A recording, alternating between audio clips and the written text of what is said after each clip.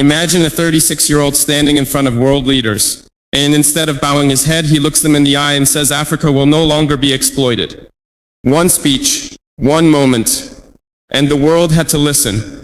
Some called him reckless, others called him fearless. But for millions of young people across Africa, the UK, and even the USA, he became a symbol of hope, a reminder that youth can shake the system. This is the story of Ibrahim Traoré, the youngest president in the world, in a speech that shocked nations, challenged power, and inspired a generation. One speech, and suddenly, the whole world stopped to listen. Cameras turned, leaders leaned forward. And in that moment, a young president from Africa spoke with a voice that carried more weight than armies or weapons. This wasn't just a political statement, it was a cry of truth, a reminder to the powerful that the youth of the world had risen. And that speech belonged to Ibrahim Traoré. When he stood before the world, there was no hesitation in his eyes, no fear in his voice. Instead, there was something deeper, the courage of an entire generation flowing through a single man. He spoke about injustice, about the exploitation of Africa, and about the urgent need for sovereignty. His words weren't wrapped in diplomacy or hidden behind flowery language. They were sharp, direct, unshakable. He said, "We will no longer be slaves in our own land. We will no longer bow to powers that drain Africa's blood while giving us nothing in return." The room was silent. Every camera caught his words. Every headline the next day screamed about his courage. But beyond the noise of the media, something much more important happened. Millions of young people around the world felt something ignite inside them, a spark of pride, of possibility, of defiance. This was not just a speech, it was a challenge. Ibrahim Traoré was not speaking only for Burkina Faso. He was speaking for every young man and woman who had been told they were too young, too powerless, too unimportant to change the world.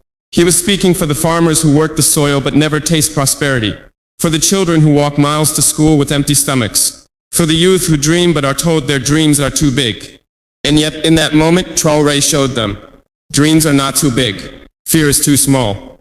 He reminded the world that leadership is not about age or experience alone. It is about courage. It is about daring to stand when everyone else stays silent. It is about risking everything for the truth. As he spoke, his words echoed far beyond Africa. In Europe, in Asia, in the Americas, young people replayed his speech online, sharing it with captions like, "This is real leadership and fearless youth." Suddenly, his voice wasn't only the voice of a president, it was the voice of a generation. "We have no gold, no diamonds, no oil to waste on luxuries," he said, "but we have something more powerful. We have people. And when the people rise, no empire can stop them." Think about those words. Leaders across history have risen and fallen, but the truth remains the same. Power lies not in weapons, not in money, but in people. And Traoré knew it. What made this speech so shocking was not just the boldness of his words. It was the fact that he dared to say what many leaders feared to admit. He exposed the injustice of global systems, and he did it without apology. Now imagine being a young person watching this. Imagine the effect of hearing someone say, "The world underestimates you, but you have the power to change everything." That's not just politics, that's a revolution of the mind. And here lies the deeper lesson. Words matter. A single speech delivered with conviction can shift history. Do you think Martin Luther King's "I Have a Dream" was just a speech? No, it was a blueprint for freedom. Do you think Nelson Mandela's words in court were just a defense? No, they were a declaration of justice. And today, Ibrahim Traoré's speech stands among those bold moments where truth breaks chains. So ask yourself, what chains are you willing to break? What truth are you willing to speak? Because here's the reality. If one young man from Burkina Faso can stand before the world and speak with such force, then you can stand in your own life and speak the truth that needs to be spoken. This is not about politics alone. It is about courage, resilience, and the refusal to stay silent. Traoré's speech shocked the world because it reminded us of something we had forgotten. Real leadership comes from authenticity. And authenticity is rare, but when it appears, it changes everything. After that historic moment, something remarkable began to unfold. It wasn't only Africa that felt the tremors of Ibrahim Traoré's words. It was the entire world. Suddenly, his name was being spoken in universities, on television debates, across podcasts, and especially among the youth who had grown tired of hearing empty promises from older leaders who never delivered. Why did his speech carry such force? Because it wasn't the polished, rehearsed words of a politician. It was the raw, unfiltered truth of a young leader who understood the struggles of his people because he lived them. He didn't come from palaces or endless wealth. He came from the soil, from the heart of Burkina Faso, from a generation that had grown up under the shadow of exploitation and hardship. And when he spoke, people could hear the fire of lived experience in his voice. Across Africa, many saw his speech as a declaration of independence, not from colonial powers of the past, but from the systems of today that continue to rob Africa of its dignity. Young Africans shared clips of the speech with captions like, "This is our time," and finally, "Someone speaks for us." But here's what made it even more powerful. Outside of Africa, young people in Europe, the Americas, and Asia also felt inspired. Why? Because Traoré wasn't just talking about Africa. He was talking about the universal struggle of the youth everywhere. Everywhere in the world, young people face the same challenges. Being underestimated, ignored, told to wait their turn. They are told they are too young to lead, too inexperienced to have a voice, too naive to understand the world. And yet here stood a 36-year-old leader proving the opposite. He was living proof that the youth can rise, can lead, can shake the very foundations of global politics. That is why his speech shocked the world. Not just because of what he said, but because of who he was when he said it. Think about it. When the young rise, history changes. The American civil rights movement was powered by young students. The anti-apartheid struggle had youth on the front lines. Technology revolutions from Apple to Tesla were born from the courage of young innovators. Traoré reminded the world that youth is not weakness, it is strength. And that's where the deeper lesson comes in for you. Maybe you are sitting right now doubting yourself. Maybe you've been told you're not ready, or that your dreams are impossible. But remember this, Ibrahim Traoré didn't wait until the world gave him permission to lead. He led because the moment demanded it. That's the truth about life. The world rarely gives permission to dreamers. It rarely hands over opportunities freely. Instead, it waits for the brave to take them. And when he spoke, the world realized that bravery doesn't ask for permission. He told the youth, stand up. Do not wait for tomorrow. Take your destiny into your own hands today. Imagine the power of those words echoing in classrooms, in protests, in gatherings across the continent. For many, it was the first time they felt seen, heard, valued. This is why his speech will be remembered. Not because it was delivered in a grand hall, not because it was covered in headlines, but because it planted seeds in the hearts of millions. Seeds of courage, seeds of rebellion, seeds of hope. And here's the truth. When seeds like that are planted, nothing can stop them from growing. So let me ask you, if one young leader from Burkina Faso could make the world stop and listen, what could you do in your own life, in your own community, if you chose to speak with courage? But the story doesn't end there. Ibrahim Traoré's words didn't just inspire conversations. They triggered a deeper question across the globe. Is this the beginning of a new generation of leadership? For decades, the political stage has been dominated by older leaders, many of them disconnected from the realities faced by the majority of their people. But Traoré's rise reminded the world of something history often tries to forget. Revolutions are rarely led by the old. They are carried on the shoulders of the young. Think back through history. When Thomas Sankara, also from Burkina Faso, rose to power, he was only 33 years old. He reshaped his nation's identity and inspired millions across Africa in just a few short years. Martin Luther King Jr. was only 26 when he led the Montgomery bus boycott. Nelson Mandela, while remembered for his later years, began his struggle as a fiery young lawyer. Even globally, leaders of revolutions, scientific breakthroughs, and cultural movements often began their journeys before the world considered them ready. The pattern is clear. Youth are the fire. And when that fire is lit, nothing can extinguish it. That is why Traoré's speech felt so dangerous to some powerful forces. Because behind the applause, behind the cheering crowds, there was a quiet fear spreading among those who benefit from the status quo. If the youth begin to realize their power, if they begin to act with unity and courage, then the balance of global power itself could shift. And let's be honest, that's not just an African story, that's a global one. In the UK, young people are increasingly frustrated with being priced out of homes, left with debts, and told to wait their turn. In the US, younger generations feel they are inheriting broken systems, from climate change to economic inequality. In Asia, entire youth populations are pushing back against rigid traditions that limit their voices. Everywhere the struggle is the same, and everywhere young people are realizing the same truth: waiting will not solve anything.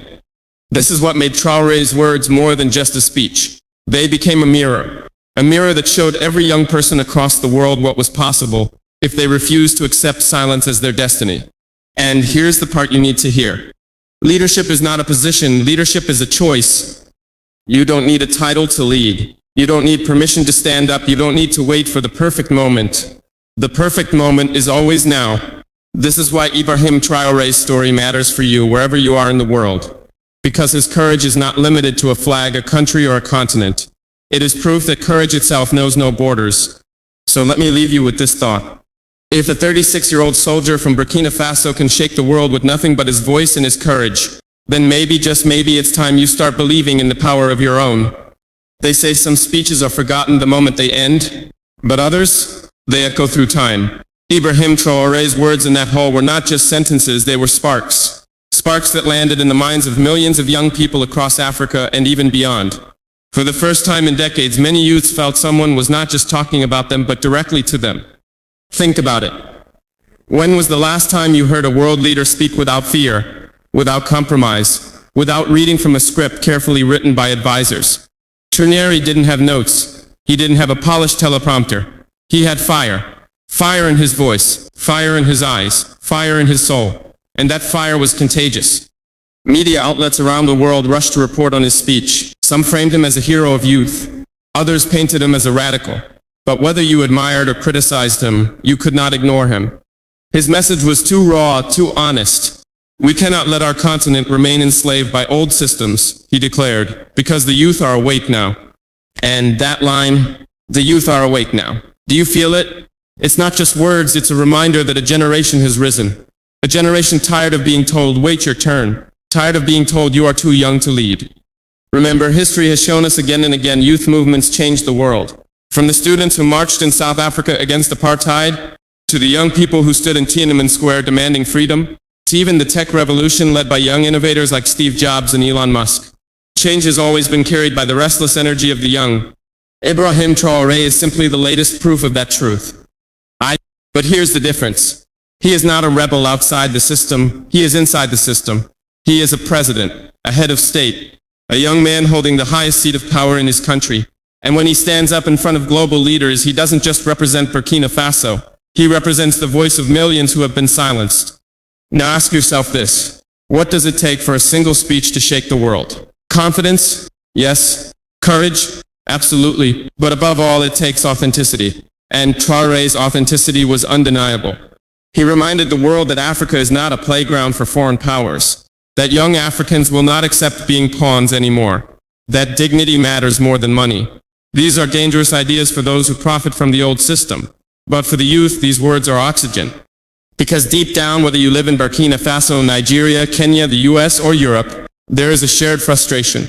Young people everywhere are told they don't matter, that their voice is small, that they should wait, be patient, and follow the rules. But as Traoré put it, when you are young, waiting means dying. And he's right, the world doesn't have the luxury of waiting. Climate change won't wait. Poverty won't wait. Corruption won't wait. And youth cannot wait either. Imagine being 36 years old, walking into a room filled with leaders twice your age, and telling them to their face that the system they built is broken. That's not just bravery. That's history being written in real time. And this is why his speech shocked the world. Not because it was loud, not because it was long, but because it was real. Some leaders build walls with their words. Traoré built bridges between Africa and its youth, between today and tomorrow, between what is and what could be. And here's the lesson for you. You don't need to be a president to speak with courage. You don't need a podium to make an impact. Every young person has a voice. And the moment you decide to use it, the world will have no choice but to listen. As Nelson Mandela once said, courage is not the absence of fear, it's inspiring others to move beyond it. Traoré embodied that. He showed fearlessness, not because he had nothing to lose, but because he knew his people had already lost too much. So the question is, what about you? What will you do with your voice? Will you let it stay silent? Or will you rise like Traoré and speak so that generations can hear you? Because if one young leader from Burkina Faso can shake the entire world with a single speech, imagine what millions of fearless youth can do together. The world did not stay silent after Traoré's words. In Paris, newspapers carried headlines like, "The young president who defied us." In Washington, analysts debated whether his speech marked the beginning of a new era for Africa. On social media, his clips went viral. Not just in Africa, but in the UK, in the US, in the Middle East, and Asia. Millions of young people shared one moment, a 36-year-old standing tall among giants unshaken. And reactions were divided. Some saw him as a reckless dreamer, others as a dangerous revolutionary. But for millions of youth, he was a mirror. Proof that their generation was not powerless. Think about it. Most leaders who dominate headlines today are older, cautious, and deeply tied to the status quo. But here was someone different. He didn't speak about GDP numbers or long technical plans that no one listens to. He spoke about justice, dignity, courage. And he spoke in the language of the people, not the language of politicians. In Ouagadougou, the capital of Burkina Faso, crowds gathered to watch his speech replayed on big screens. Students, workers, mothers, fathers, they cheered at every line that condemned exploitation and demanded respect for Africa. Across West Africa, youth movements painted murals of Traoré with slogans like "Fearless Youth, Fearless Future." Meanwhile, in Europe and America, universities held debates about him. Professors asked, "Is this the start of a new African renaissance? Or just another passing fire?" But that's the beauty of history. No one knows in the moment whether an event is small or monumental. The Berlin Wall looked permanent, until it wasn't. Apartheid looked unstoppable, until it collapsed. Colonialism looked eternal, until the people rose. Traoré's speech could be one of those turning points. And the world felt it. But here's something even more powerful. His words were not just about Africa. They were about every young person everywhere who feels ignored by their leaders. Whether you are in London struggling with inequality, in Detroit fighting for jobs, in Lagos demanding better governance, or in Karachi asking for opportunity, the message is the same. The youth cannot wait. This is why his speech shocked the world. It was not limited by borders, it was universal. And you must understand, courage is contagious. When one person dares to speak, others find their voice. That's why leaders fear fearless youth, because once one rises, millions rise. Think of Malala Yousafzai, a teenager who defied bullets to demand education. Think of Greta Thunberg, who began striking alone for the climate and sparked a global movement. Think of Nelson Mandela, who began as a young lawyer before becoming the father of a free nation. Now add Ibrahim Traoré to that list.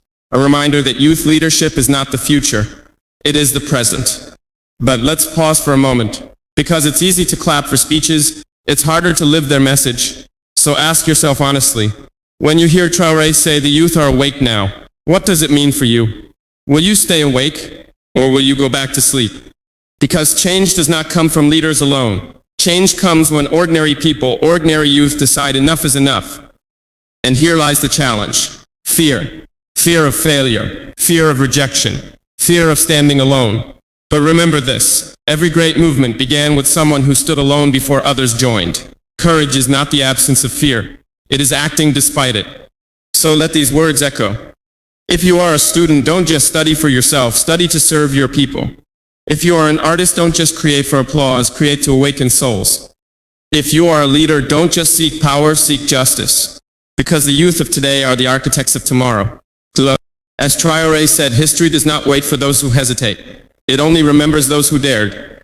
And that's the truth. The world will not remember those who stayed silent.